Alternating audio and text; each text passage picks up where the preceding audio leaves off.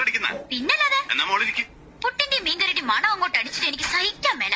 അവിടെ ആണെങ്കിൽ ഡെഡ്ലി പാടകെട്ടിയ പാല് കാളക്കണ്ണൻ. കാളക്കണ്ണൻ? ആ, ബുൾസായി.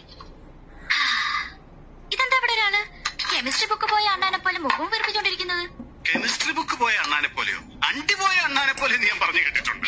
അത് സണ്ണിച്ചായ നമ്മുടെ പുന്നാരമോൻ കൈവിട്ടു പോയോന്നൊരു സംശയം. അതെന്നാ മോളെ പോയോയ്ക്ക് ഇത്രോ നീട്ടം എന്ത് പറ്റി? ഇന്ന് രാവിലെ പുതിയതായിട്ട് ഡീസന്റ് ആവാൻ തുടങ്ങിയില്ലേ, അതുവരെ ഒരു കുഴപ്പമുണ്ടായിരുന്നില്ല.